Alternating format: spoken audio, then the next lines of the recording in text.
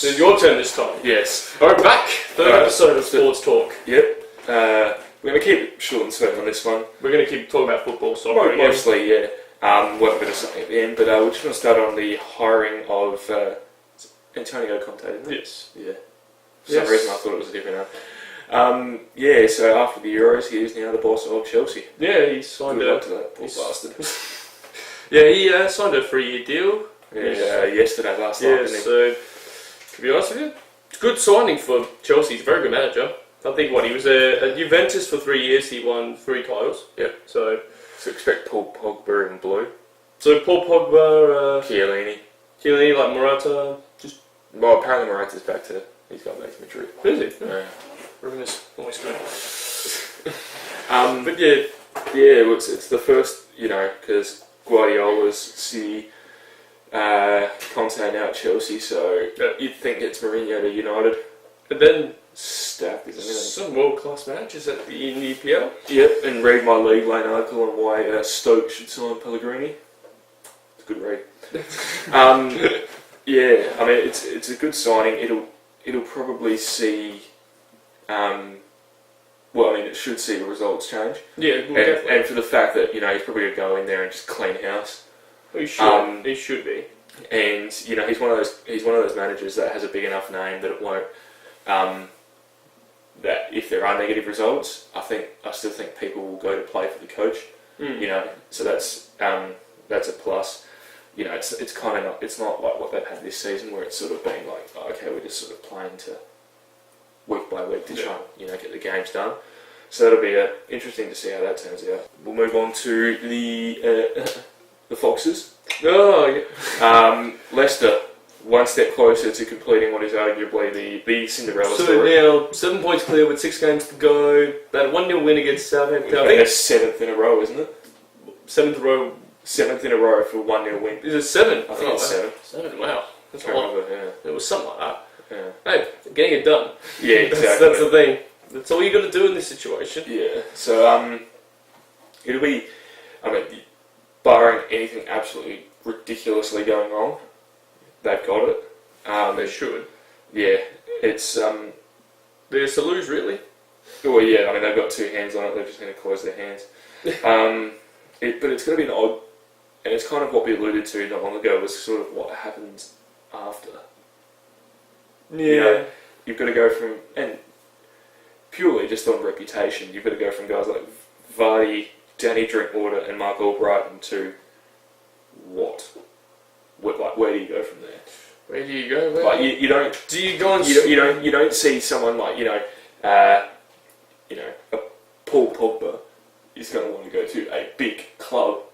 But how did Leicester then? That's a pretty good midfield there. Yeah, Conte and Pogba working beautifully together. But so what happens then when Leicester are going to be like, all right, well, do we go all out and hope that we can sustain, or do they do I don't want to say a Tottenham idea, so they sort of buy guys that are good but aren't huge names. So try and get more squad depth. Is that what they maybe go for? Maybe that probably is the best option for Leicester. Because realistically, now they're going transfers have done a lot on name rather than results. I agree with that as well. But, so happens that those who get results also have the names, so it's sort of. But now they're in they're going to be a Champions League. They need depth. So I think they'll just raid the free agents. So in my opinion, the option is that'd be a really good idea, putting free agents. But yeah, try and get some squad depth. I think is the key for Ranieri. I reckon I feel sorry for that poor bastard whoever has to come in after Ranieri now. Now, just staying on Leicester really quickly. Something came up the other day which is quite funny. Honestly, not 100% sure if it's true, but it's funny nonetheless.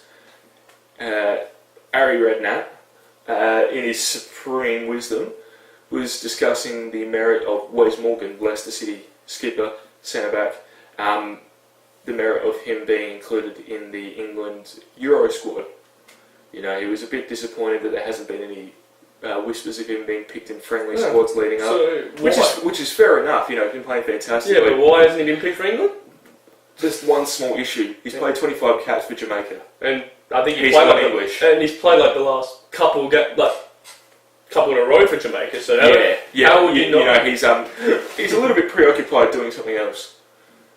Yeah, so you probably noticed like why he hasn't been in England for Yeah. those international. Yeah. Maybe because he's playing somewhere else. Maybe it's for a country. But that's fine. You can forgive Harry for that mistake. It can happen to anyone, especially when he has to manage a team and he can't buy Petty Crouch, Jermaine Defoe, and Nicola Granger car. So, you know, What, can't put the long balls? nah, it happens to the best of us.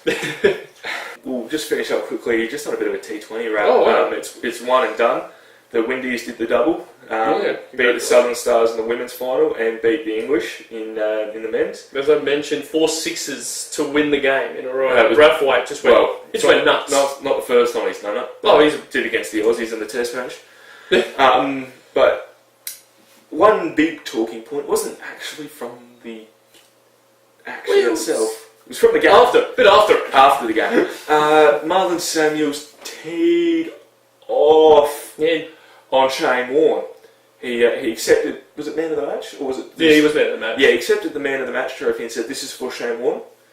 And then in the post-match, they asked what was the reasoning behind it, and he's I've never understood Shane's hatred for me.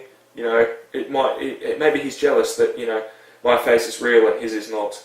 Well, remember when Samuels was playing for, I think, the Renegades, and Renegades. Shane was playing for the Stars, and they had that bit of a ball over during the game. Yeah. I think Samuels threw the bat. He threw the bat, probably aiming for Warne, ended up hitting about mid-wicket. It was a bit odd, but they don't like each other. It's been going on for about 5 or 6 years. Yeah. So And the feud continues, really. makes for good viewing, especially seeing as how there's nothing else going for the West Indies. So I guess what's going to happen when Shane Warne responds to that, if he does. Like, I'm the best, I'm great, whatever it is about Warne these days. So yeah, that's us for Sports Talk this week. Stay tuned and we'll have some more blogs up and hopefully start a bit more of a discussion. Cheers. Yeah, see ya.